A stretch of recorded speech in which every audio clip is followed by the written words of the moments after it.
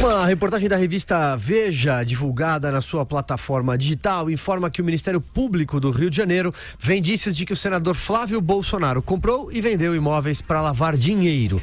Entre 2010 e 2017, quando ainda era deputado estadual, Flávio investiu R$9 milhões e 425 mil na compra de 19 imóveis, entre salas e apartamentos, e lucrou 3 milhões e 89 mil nessas transações imobiliárias. Em documento sigiloso obtido pela Veja, a promotoria identificou suspeitas de subfaturamento nas compras e superfaturamento nas vendas desses imóveis. Para o Ministério Público, a fraude pode ter ocorrido para, abre aspas, simular ganhos de capital fictícios, de modo a encobrir, continua, entre aspas, o enriquecimento ilícito decorrente dos desvios dos recursos da Assembleia Legislativa do Rio de Janeiro. Em Dallas, nos Estados Unidos, durante a sua viagem, o presidente Jair Bolsonaro disse que as investigações que pairam sobre Flávio são, na verdade, para atingi-lo. Vou ler aqui a declaração do presidente.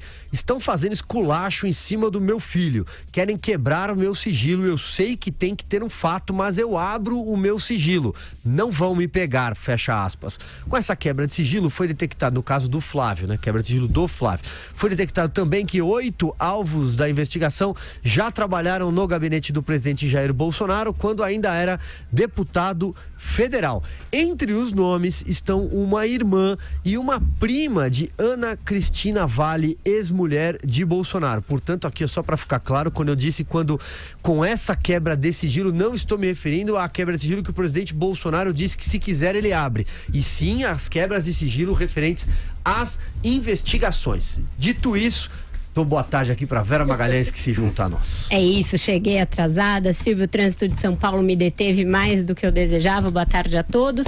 Pois é, o presidente Jair Bolsonaro saiu em defesa do filho, disse que a investigação contra Flávio Bolsonaro tem o condão aí, tem o objetivo de atingi-lo e não ao filho, e que com isso tentam destruí-lo para chegar nele, e aí fez ali aquela coisa de pai, então venham comigo, venham me enfrentar, deixem meu filho em paz. Não é disso que se trata.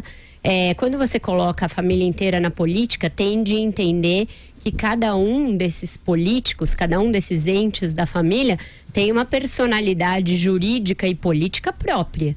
O presidente, ao sair assim em defesa do filho desta maneira, esquece que Flávio Bolsonaro tem mandatos dados, conferidos nas urnas. E, portanto, tem o gabinete dele, tem a situação parlamentar dele, pela qual ele tem de responder. Não dá para ser assim na base do paternalismo, daquela coisa de abrir as asas e assambarcar o filho e tudo mais desta maneira. Isso só é feito porque na família Bolsonaro, essas questões ligadas a mandatos, ligadas a a assessores parlamentares de um e de outro, elas são bastante interligadas, elas são bastante relacionadas. Quando Bolsonaro diz que o objetivo ao atingir o filho é chegar nele, ele está, na verdade, fazendo uma referência, uma alusão ao fato de que vários desses assessores já tiveram atribuições nos gabinetes de ambos. Portanto, de alguma maneira pode sim chegar nele, é verdade, mas ele não pode simplesmente sair em defesa do filho desta maneira. Quando você assume um mandato público, quando você coloca o seu nome à disposição da população para ser votado, você passa imediatamente a ter de prestar contas. É isso que está acontecendo agora com Flávio Bolsonaro, numa investigação que teve como origem o seu assessor, Fabrício Queiroz, chegou agora senador e ex-deputado estadual, e com a quebra de sigilo tende sim a se agravar, a se espraiar. O senador ontem saiu, veio ao Twitter para rebater uma matéria da revista Veja, que diz que ele teve uma evolução patrimonial muito grande, um ganho muito grande com a venda de imóveis, e que isso configuraria indício de lavagem de dinheiro. Ele disse que, de novo, os dados são errados, que não foi esse o valor que ele amealhou vendendo, não foi aquele que a revista apontou, e que é vítima de uma perseguição. Tudo isso vai ter espaço para ser comprovado tanto por parte do Ministério Público quanto por parte de Flávio Bolsonaro no inquérito posterior, eventual denúncia e processo, caso isso venha a ser instalado. E aí, Andreasa, vamos com você agora. Vamos lá. Vejam, nós estamos tratando aqui do documento do relatório com indícios que fundamentaram o pedido de quebra de sigilo fiscal e bancário de Flávio Bolsonaro acolhido. O conteúdo, portanto, do que será apurado com essa quebra, e eu chamo atenção para... Aqui eu sou muito... a gente tenta nesse programa ser muito justo, coerente. É muito grande, é um espaço muito grande, um intervalo muito grande esse contemplado pela quebra de sigilo fiscal e bancário. Mais de 10 anos. Não me parece ser algo corriqueiro, mas assim foi. Um espaço muito grande de tempo relativo a muitas pessoas. O que virá daí começará a ser apurado obrigatoriamente agora, com a quebra autorizada. Então, voltemos ao fato em questão divulgado aqui. O relatório com indícios que embasaram o pedido da quebra. E aí, qual é a palavra quais são as palavras que se associam a esse tipo de atividade? Aqui está um crítico do Flávio Bolsonaro, alguém que já esmiuçou o que há contra ele até aqui.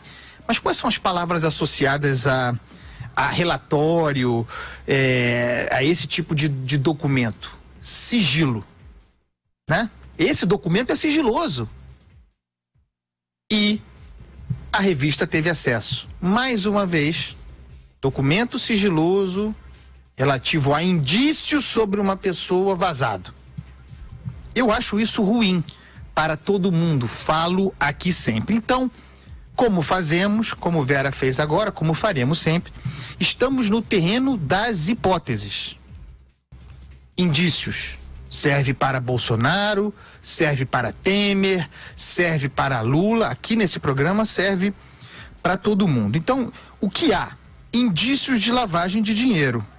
E aí, nesse documento, que esse é o problema desse tipo de vazamento de um documento que serve de base para uma demanda. Estaria caracterizado a atividade do Flávio Bolsonaro em seu gabinete, coordenado pelo Fabrício Queiroz, como organização criminosa. Isso fulmina a vida de alguém. Ainda numa etapa preliminar, não há formalização ainda de inquérito com base nessa quebra de sigilo. São 19 apartamentos negociados entre 2010 e 2017 seria lavagem de dinheiro clássico. Subfaturamento nas compras, superfaturamento nas vendas e movimentação atípica, segundo se aponta nesse relatório, de dinheiro em espécie. Essas operações simulariam ganhos de capital para encobrir enriquecimento ilícito. A minha opinião sobre o que aconteceu no gabinete do Flávio Bolsonaro está muito clara, porque ela é embasada pela palavra de Fabrício Queiroz ao Ministério Público. Não nos esqueçamos que esse senhor confessou, a seu modo, sem usar a expressão, a prática de rachadinha.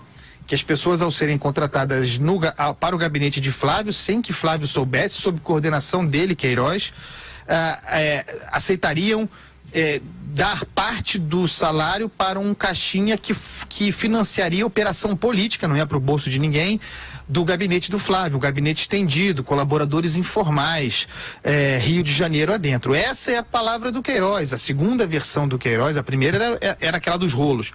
Depois essa é uma confissão de que a coisa não funcionava bem no gabinete do Flávio Bolsonaro. Mas Queiroz, nesse depoimento ao Ministério Público, não fala em atividade ilícita para fins de bolso, dinheiro no bolso, e diz que Flávio Bolsonaro não sabia. O desafio agora do Ministério Público, com base na quebra de sigilo, é encontrar vínculos, né? Quer dizer, me parece ser isso que se procura, vínculos que derrubem a tese do Queiroz, ou seja, de que essa operação acontecia, mas, segundo esse documento, para enriquecimento ilícito.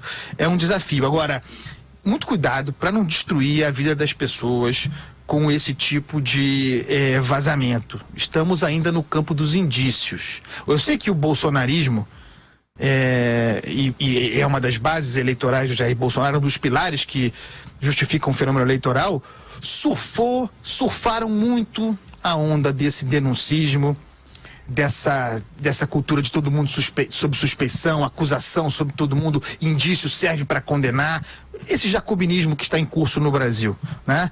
Mas aqui não, aqui a gente bota a bola no chão. Você agora, Alexandre Borges, sua leitura. Vamos lá. O Ministério Público está dizendo que vê indícios de enriquecimento ilícito do senador, ex-deputado atual, senador Flávio Bolsonaro, nessas transações envolvendo esses 19 imóveis num período de 7 anos, 2010 a 2017. É bastante tempo, né? Então, o que o Ministério Público está dizendo e que vazou para a imprensa, e eu estou com o Andreasa, cria-se um constrangimento nesse sentido, com que intenção nós podemos discutir, mas é, no mínimo, inapropriado. Diz o Ministério Público que ele acha que tem indícios aí de lavagem de dinheiro, porque o senador gastou num total, ele investiu um pouco mais de 9 milhões de reais nessas transações e chegou a lucrar mais 3. Ou seja, algo como entre 30% e 35% de margem de lucro nessas transações. Eu estou falando em termos médios. Eu cheguei a ver na reportagem da Veja que tem alguns lucros de algumas transações que são muito altos. De qualquer jeito, se você conversa com quem investe nesse mercado imobiliário, compra e venda de imóveis, é um mercado muito volátil, que tem variações de preço muito grandes, é um mercado onde você realmente pode comprar alguma coisa muito barata e vender 1, 2, 3, 5 anos depois por muito mais do que você comprou, se você reformou, se o bairro valorizou, etc. Não estou dizendo que ele é inocente, eu não tenho a menor ideia, a investigação que tem que dizer. Eu quero lembrar que o ônus da prova é do Ministério Público. O Ministério Público acusa, o Ministério Público vai ter que mostrar exatamente que o acusado cometeu algum tipo de crime. Por enquanto, pelo que vazou até agora para a imprensa, me parece cedo para tirar o benefício da dúvida ou da inocência do senador Flávio Bolsonaro. Isso é um ponto. De qualquer jeito, o presidente, a reação dele, ela lembra, né, e eu entendo o mau humor dele em relação a isso, porque na história do Brasil você tem políticos que chegaram, que é oposição, ou que se chegou nesses políticos a partir da sua família. O caso clássico é o Getúlio Vargas, né? No caso do atentado da Rua Toneleiro em 54, que entre o atentado e o suicídio apareceram diversos indícios que tinham pessoas da família do Getúlio Vargas envolvidas no crime, levou ao suicídio dele em 24 de agosto de 54. Você tem o caso do Fernando Collor de Mello, que o seu irmão Pedro Collor deu uma entrevista bomba para a Veja, foi capa, e dali se desenrolou um processo enorme que chegou ao seu impeachment. E o Lula também, vários filhos e parentes foram envolvidos aqui e ali em acusações, e o caso clássico, o Fábio Lulinha, com aquele caso Game Corp, que vocês devem lembrar. Então eu entendo que o presidente tenha preocupações, que você chega num parente de primeiro grau, num filho, pode parecer que há uma motivação política para se chegar nele, e esse tipo de investigação que é feita onde se quebra quase 100 sigilos bancários num período de muitos anos, é uma investigação meio como uma pesca de tarrafa. Você joga a tarrafa e puxa e vê o que vem, né? O objeto da investigação me parece muito amplo. De qualquer jeito, cabe ao Ministério Público o ônus da prova. Até o momento, o que vazou até esse momento não dá indícios de que o senador merece perder o benefício da dúvida.